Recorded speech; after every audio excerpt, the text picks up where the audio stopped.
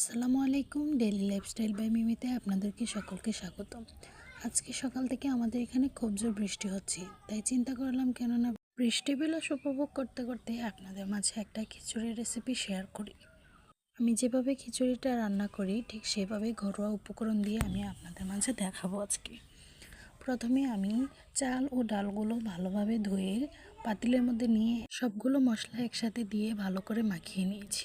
এখানে আমি মশলা হিসেবে ব্যবহার করেছি আদা রসুন বাটা, হলুদ গুঁড়ো, মরিচ গুঁড়ো ও একটু গরম মশলা গুঁড়ো, পেঁয়াজ কুচি ও সামান্য পরিমাণ তেল। আর এখানে আমি কয়েকটা গোটা কাঁচামরিচ দিয়ে দিয়েছি, আর 2টা এলাচ, কিছু দারচিনি আর কয়েকটা লবঙ্গ দিয়ে ভালো করে মিশিয়ে নিচ্ছি।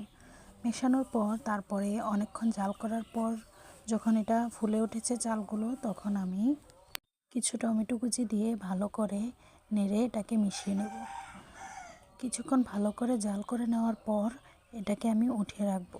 তারপর একটা কড়াই বসিয়ে দিলাম। কড়াইয়ের মধ্যে একটু তেল দিয়ে কিছু পেঁয়াজ কুচি দিয়ে ভালো করে বেরেস্তা করে নিব। আমাদের এলাকায় এটাকে আমরা বাগার বলে থাকি, আপনাদের এলাকায় কি বলে সেটা আমি সঠিক জানি না। শুদ্ধ ভাষায় এটাকে কি বলে সেটাও আমি ভালো করে জানি না, বলতে পারছি না, কিন্তু আমাদের এখানে বলা হয় যে খিচুড়ির শেষে এটাকে বাগার দেওয়া বলে আর কি। তারপরে এই তো পেঁয়াজটা আমি ভালো করে ভেজে নিলাম। যখন একটু ব্রাউন কালার চলে আসবে তখন এটা খিচুড়ির মাঝে ঢেলে দিব। খিচুড়ির মধ্যে দেওয়ার পর বেরেস্তাগুলো আমি খুব ভালো করে খিচুড়ির সাথে মিশিয়ে নেব। এই তো আমার খিচুড়ি রান্না শেষ। আমার খিচুড়ি রান্নার রেসিপিটা আপনাদের কাছে কেমন লাগলো কমেন্ট বক্সে জানাবেন।